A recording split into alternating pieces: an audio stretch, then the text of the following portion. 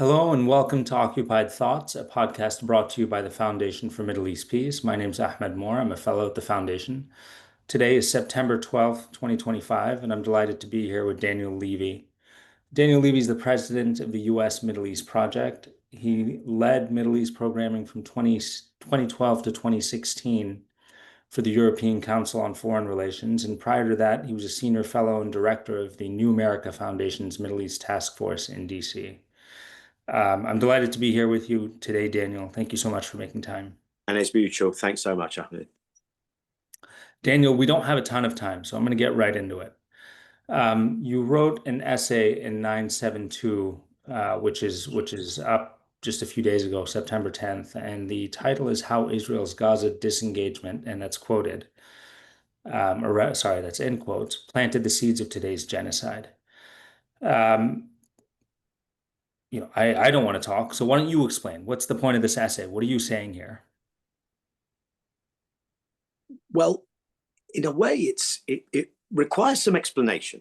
How one went a week ago, 20 years ago this week, the final Israeli flag, so-called, was unfurled in Gaza when Israel did that unilateral disengagement under Ariel Sharon, withdrew around 8,000 settlers, the settlements, 17 settlements.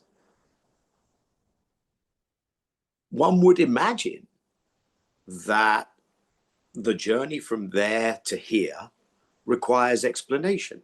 Now, the narrative that took hold was, look at this, Israel gave up Gaza, Israel did the right thing, and the bombs, the rockets were sent over, and then the worst thing of all, which was a criminal act, October 7th, happens.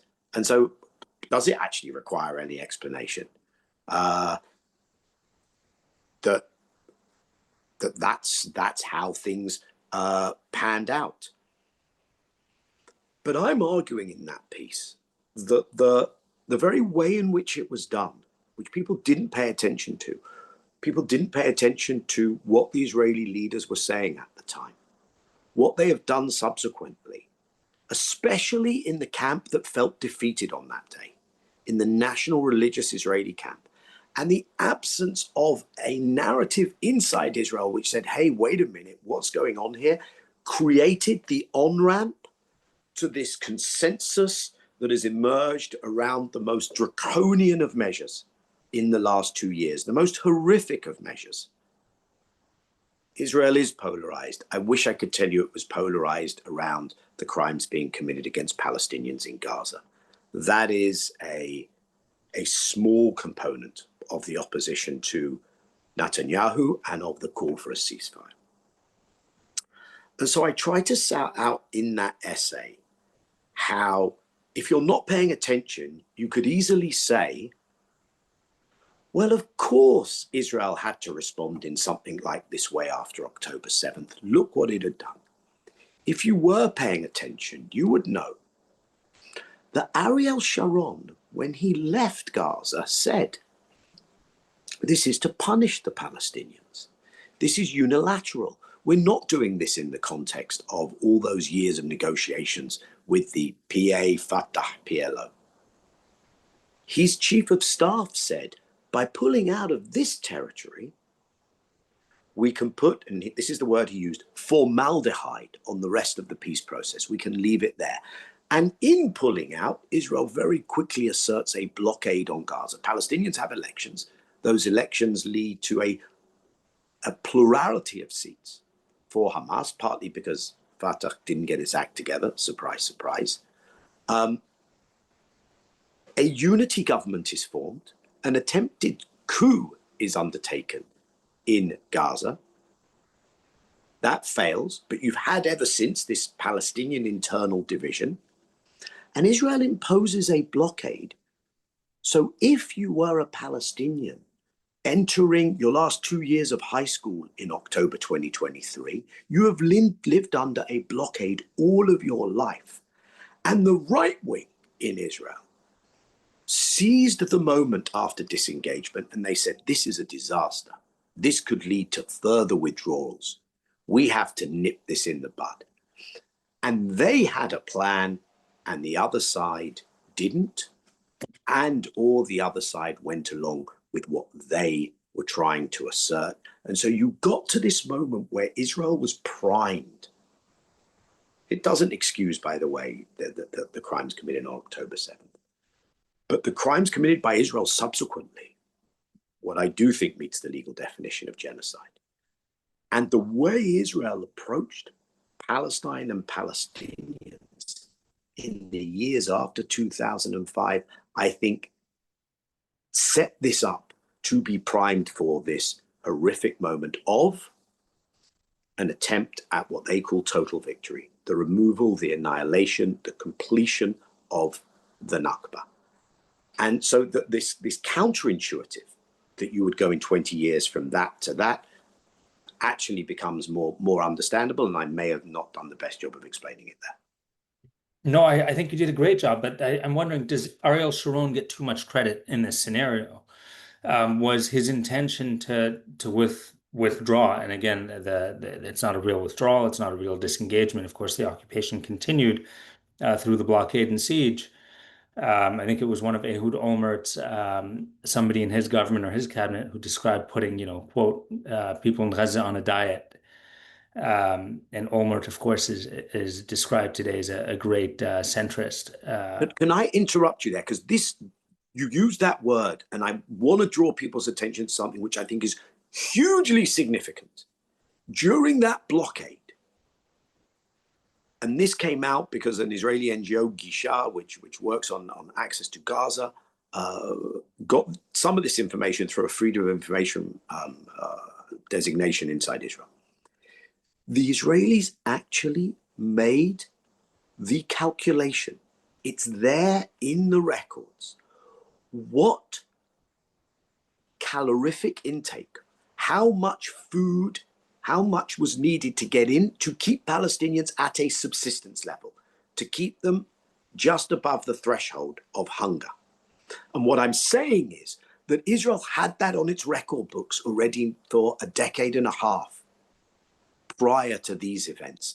And to me, what I'm saying is it's a short step.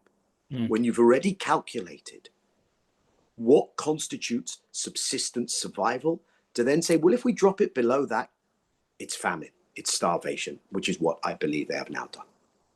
Right. And so exactly. So my question, what I'm trying to grapple with is, was the genocide inevitable? Netanyahu, there's an idea that Netanyahu is a product of Israel. You take Netanyahu out of the picture, it'll be somebody else perpetrating, more or less a similar scenario. Do you think that's accurate? And then does that go back to this change that occurred in 2005 around the energy which suffused, I guess, the settler movement, the way in which they began to take more positions of authority within the army and the government? Yeah, there's a lot to unpack there. So let me say the following. I tend to shy away from determinism, from inevitabilities. So the way I look at this is Israel lurched from apartheid to genocide.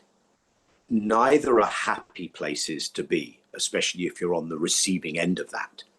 But they are qualitatively different things. I believe today in the Israeli political landscape, in the Zionist political landscape at least, inside the Israeli parliament, the choice is genocide or apartheid. What the opposition, Bennett, Lapid, Gantz, Lieberman offer, some of them will probably still lean into genocide, by the way. But to the extent to which they offer an alternative, it's apartheid. I put the current head of the Democrats, Yair Golan, the old Labour, doing slightly better, but nowhere near challenging to be a party, to lead a government in a somewhat different category. And so I do think that Netanyahu's success, the weakness of the alternative camp, is an important factor. In other words, I'm pushing back against the inevitability. that a settler colonial project contains the seed of genocide doesn't mean that will always come to the fore and be fulfilled. Proof is that wasn't the case for many years. They had settled down into an apartheid modus vivendi.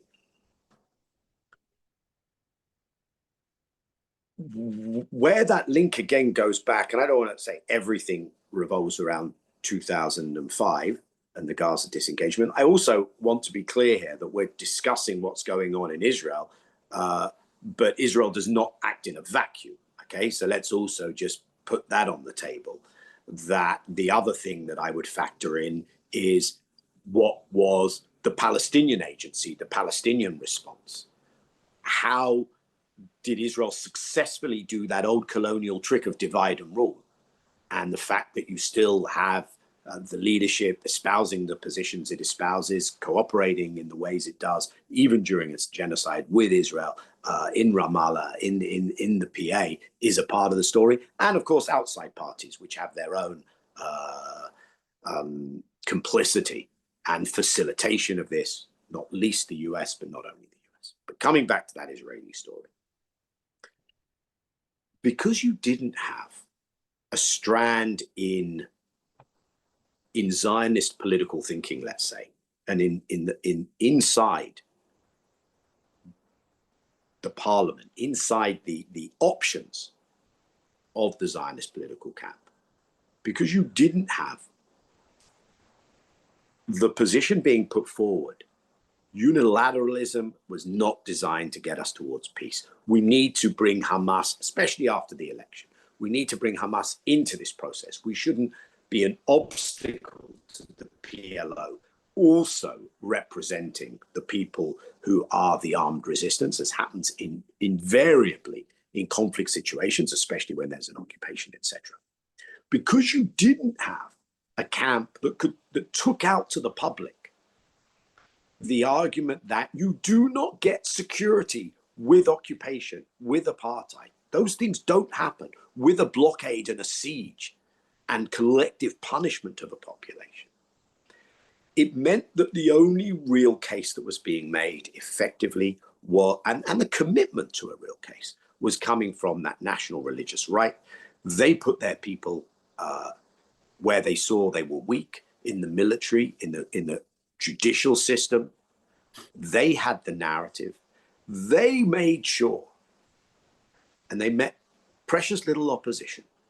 They made sure that the take-home story of Gaza was, we can't repeat that. Too dangerous, too costly. And they weren't sufficiently challenged. And today, you look at the person Netanyahu is appointing to be head of the Internal Security Service, the Shin Bet, David Zinni. You look at the person just been appointed to head up something called COGAT, Coordinator of Government Activities in the Territories, which, forget the PA, okay? This basically controls the lives of Palestinians much more.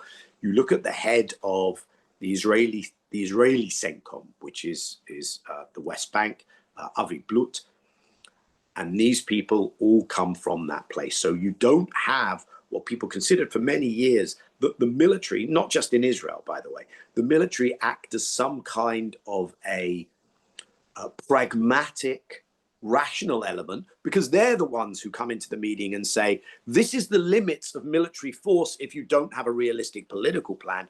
You don't have much of that in Israel today.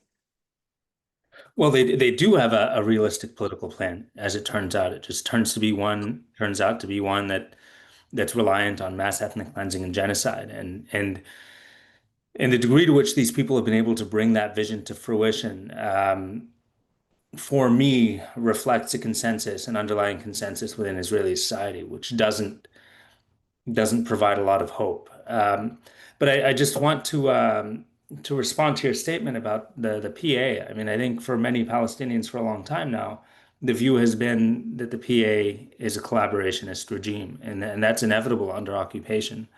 There are always people, without making a values judgment about them, but there are always people who are going to choose some material comfort or the preservation of a particular way of life over solidarity or the politics of resistance, whatever that may be. Um, we have to transition now. Doha, the broader region. I Can mean, I yes, jump in pre-transition? Yeah. Thanks, Ahmed. Yeah. Two things that you said there. One, that role of the PA, absolutely and premeditated. And I mentioned in the piece that you referenced in 972, Sharon was taken by the apartheid model. He'd visited South Africa, and central to that model is the role of the Bantustans, is that self-governing authority which controls huge swathes of the indigenous population, okay, which collaborates with the apartheid regime. And that was part of the model. And the amazing thing is that to this day, that has held. And I think, and this is, again, part of the argument I make, that after they kind of shook off the dust and thought, what next? After losing Gaza, then, so to speak, they said, you know what? Gaza can become its own Bantustan. It will make it easier to absorb the rest of the West Bank. There's not as many Palestinians that we have to push into these enclaves, these reservations, or physically remove. And so the partition, and to my mind, when most people now talk about two states, they're talking about apartheid with bells and whistles on it.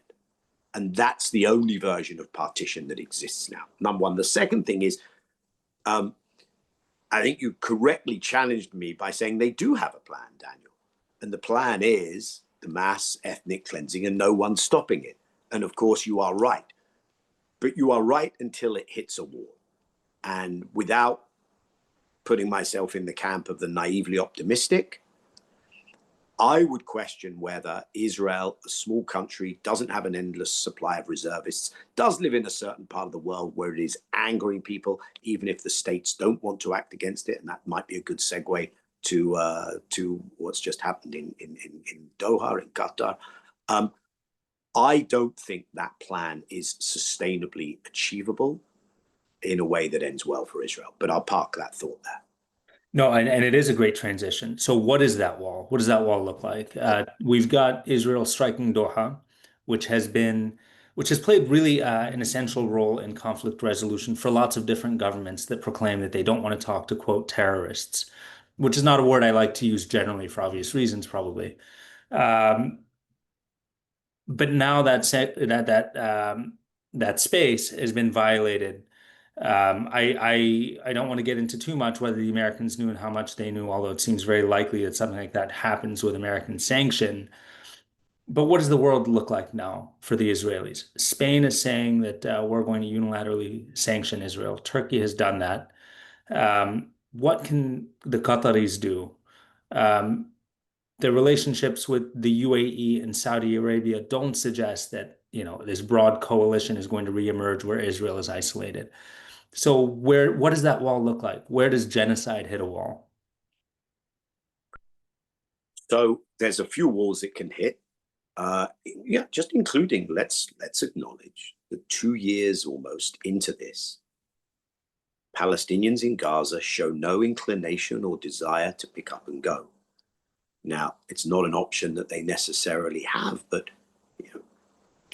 if that were the thinking, then I find it hard to believe that the Egyptian border wouldn't have been rushed. And people would say, you know what? Yes, maybe they will take down a number of us, but they can't keep shooting. And we will make it across and we will rebuild our lives. And I think it is a shortcoming of a settler colonial mindset to not be able to appreciate how a people can be rooted in their land. It's definitely a shortcoming if you have a real estate approach to the world, where, of course, you leave that apartment, I'll give you a nicer apartment. But anyway, so let's just acknowledge when it comes to that wall, there is the resilience of Palestinians in the most dire of circumstances. When it comes to that wall, there is the carrying capacity of an Israeli society that, albeit not along the lines that I would choose, but that is divided and polarized. But let's now focus on what you've raised, which is what kind of a wall does the region and the shifting zeitgeist of how Israel is viewed. So I do think a Rubicon has been crossed, and I tend to think it's irreversible. the public opinion has just moved on this question. It ain't going to move back. However, what we are witnessing right now is that painful, impossible to wake up in the morning and live with time lag between this moving really fast and that this moving really fast is the destruction being wrought by Israel and the death and the horrors.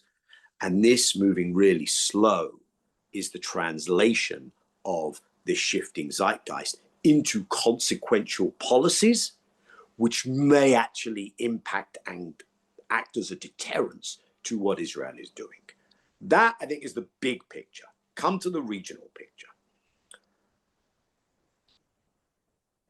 Israel seems to have hit on the following approach.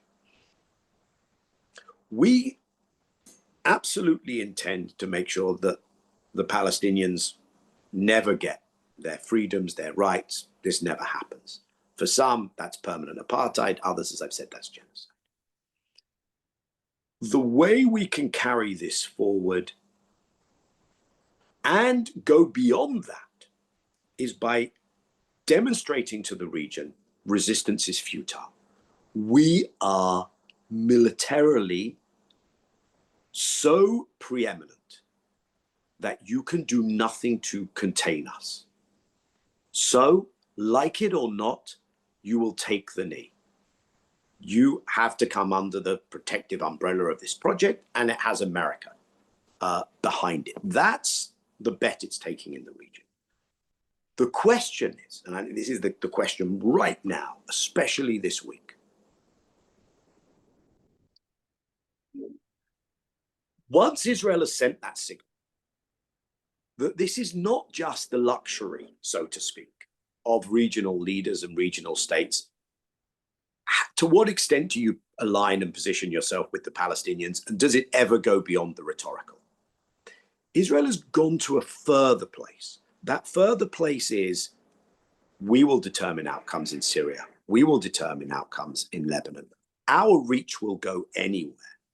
Qatar, you think you have an American base there that affords you some protection? Think again. And we're not doing this in some kind of covert, deniable way. We're going to do this with big red flashing lights on it, just so we try to humiliate and embarrass and weaken you in the eyes of your own people. And now I think everyone looks at that and says, WTF. This does not play well with my public. I have to think of those equities. We wanted to take this region in a different place with other priorities, and they are pulling us back into this endless conflict zone. If you're Turkey, you know they're coming for you at some stage. You're the other 64-pound gorilla in the area when it comes to actual military capacity. And so Israel is posing the challenge. If our bet pays off and you guys are incapable of coming together in a meaningful way, the future belongs to us. And everyone is now looking around and saying, we can't come together, can we? Oh, we kind of have to, don't we? Wait, maybe America will rein them in. Oh, you're not reining them in. What's your security guarantee worth then? Hold on, do we live still in a unipolar world? What about those folks who met in Tianjin in China at the Shanghai Cooperation Organization? Maybe they have something to say about it. Maybe they've got some kit which won't get switched off because the Americans have the override button on it if the Israelis are threatening us. And I think that is what is playing out right now.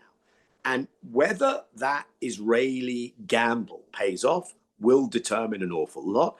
People may say, yeah, it's going to pay off for them. They can't stand in their way. Again, I would point to some of the vulnerabilities inside Israel, the extent to which it is going out on a limb to challenge everyone, and the shifting world in which we live, where American primacy, I think, is very much a question. And does Israel have America still in a lockhold in perpetuity when you see the polling numbers and you see what's happening on the MAGA right? So I would argue to my Israeli friends, you are creating a world of pain for yourselves because you are deep in overreach territory, and they will say, it's okay, it's okay, it's okay, until the day it hits a wall. And people might say to me, Daniel, it will never hit a wall. Let's see.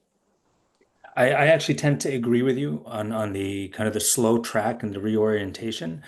I think the extent to which Donald Trump has rehabilitated Vladimir Putin probably accelerates things.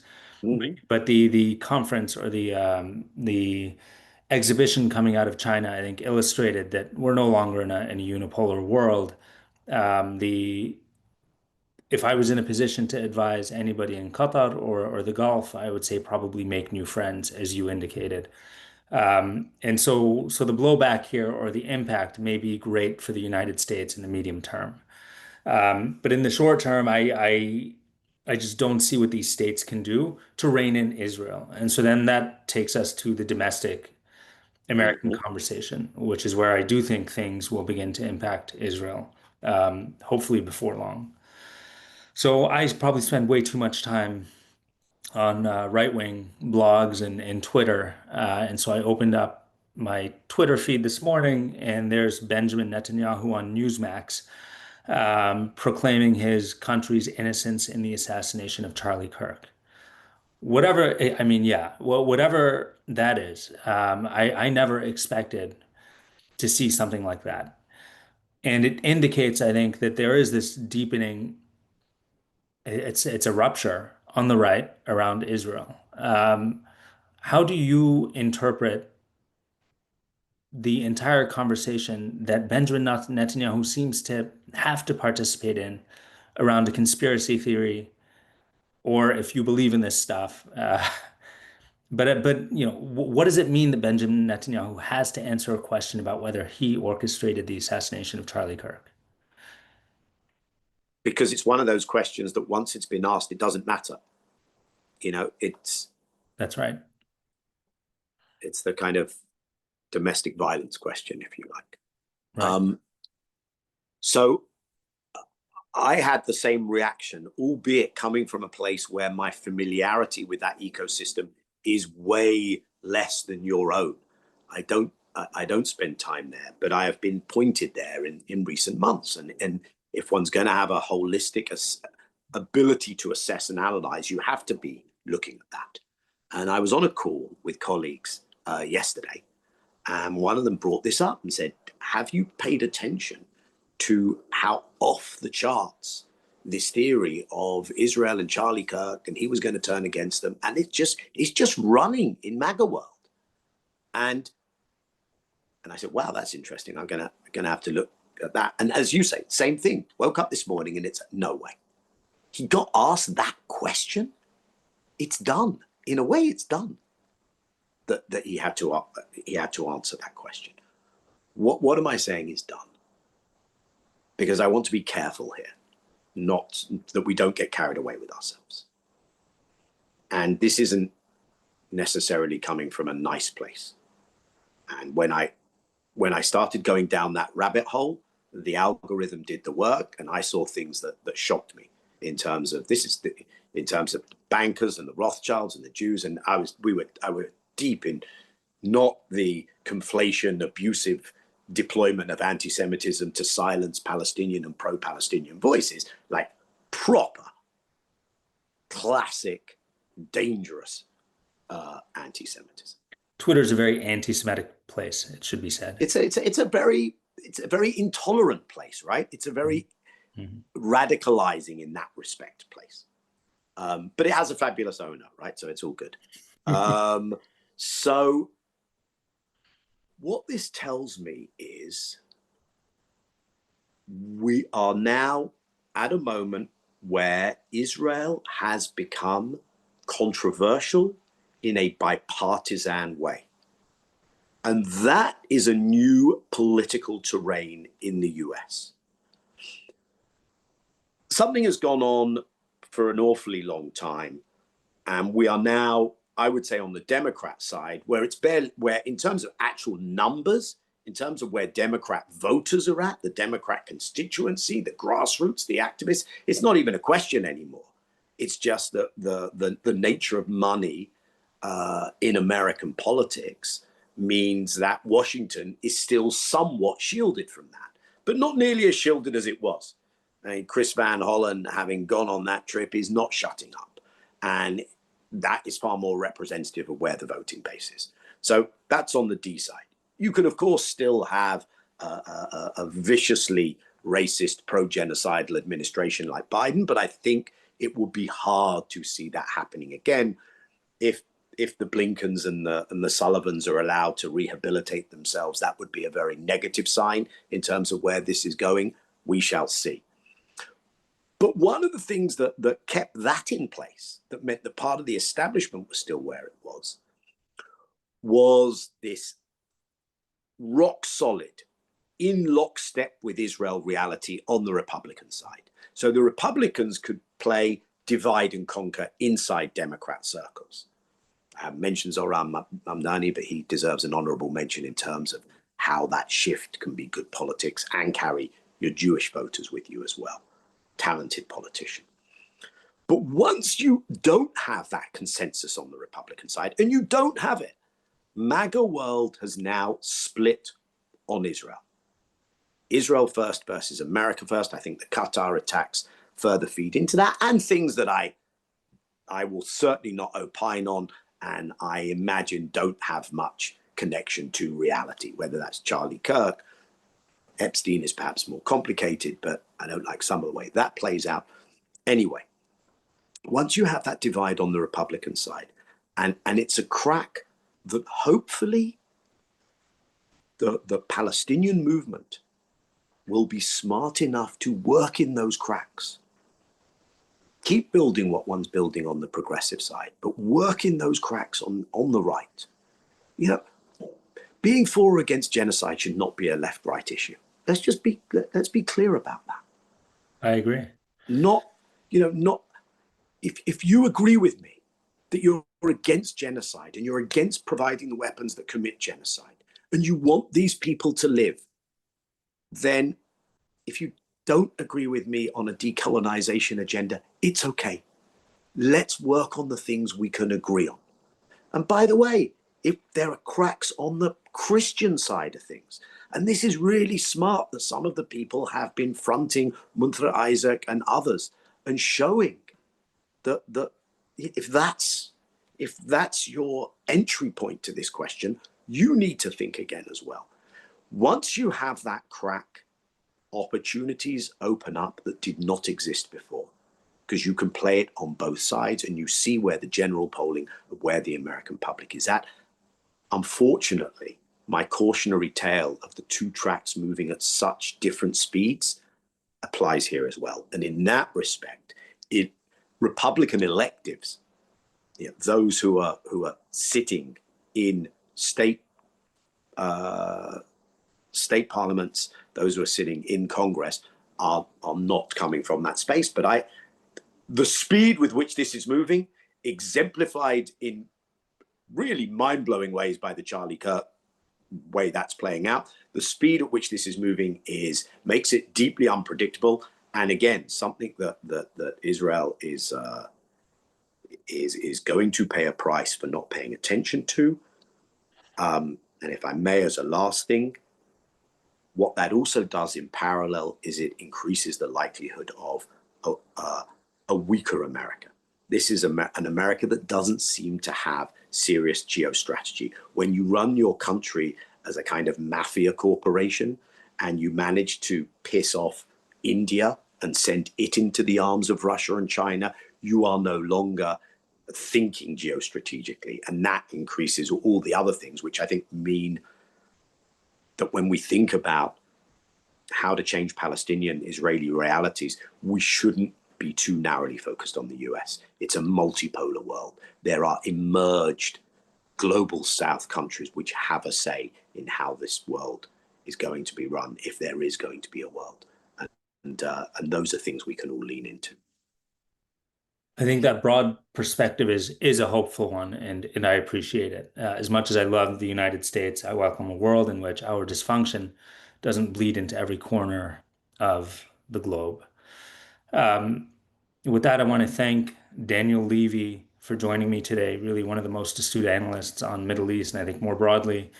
I'm very grateful to you. I wish we had more time. I know you have to stop now. Do you want to offer a concluding thought? Other than I hope we can do this again. I enjoyed it, Ahmed, and yeah, you need that 360.